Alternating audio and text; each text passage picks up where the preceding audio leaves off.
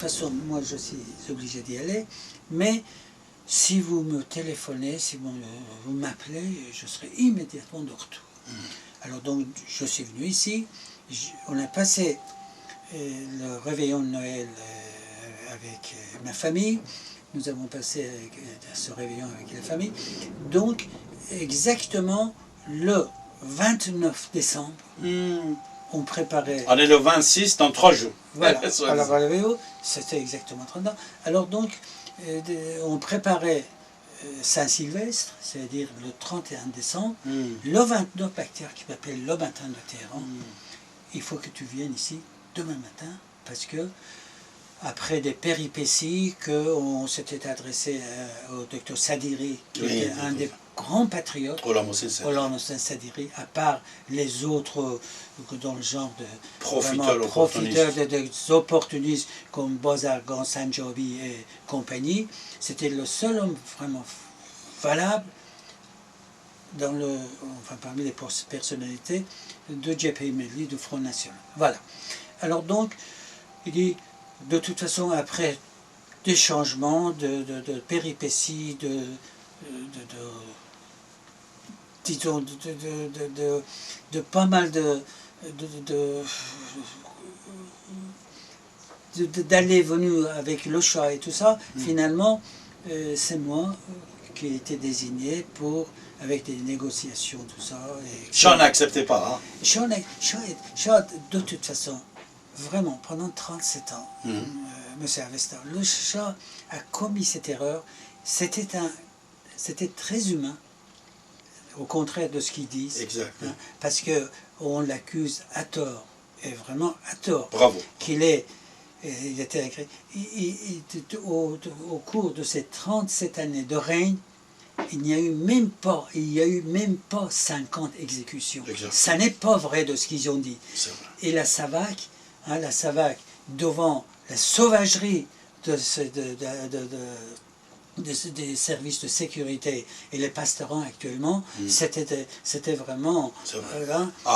C'était absolument incomparable. Voilà. Alors donc, il me dit que non, après pas mal de négociations, tout ça, c'est moi qui dois former le gouvernement, il faut que tu sois là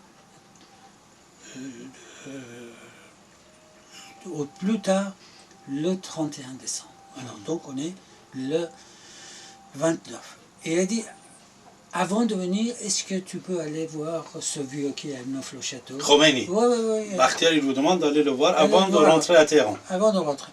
Alors donc, le matin de 30 décembre, je n'oublierai jamais M. Avesta, je suis parti à Neuf-le-Château. Quand je suis arrivé là, j'ai vu quelle dramaturge, quelle mise en scène, Il y avait des quarts et des quarts. Il y avait des centaines de personnes qui étaient là, qui étaient venues de l'Europe entière, du monde, enfin je ne peux pas dire le monde entier, mais surtout de l'Europe, de tout. Alors j'ai vu que pour aller voir sa sainteté, parce qu'il était vraiment, c'était un criminel. Bon. Exact. Bon, enfin on l'appelait Hazrat Ayatollah, oui, c'est ça. Éminence, enfin, comme vous voulez. Alors là, j'ai vu que c'était pas possible. J'ai vu qu'il y avait un grand mullah, avec beaucoup de prestance, on l'appelait Ayatollah Eshrari. Son gendre. Vous ne savez pas, parce que mon père, vous savez, c'était un grand militaire également, et qui a vécu 104 ans. 104 ans. 104 ans. Bravo. Voilà. Donc, dans notre grande maison dans le quartier de Saint-Cheshmé, parce qu'à l'époque, maintenant, c'était, je ne sais pas quel est, c'était avenue Tchalor Bar, Tchalor Gaz, puis Amir Kabir, maintenant.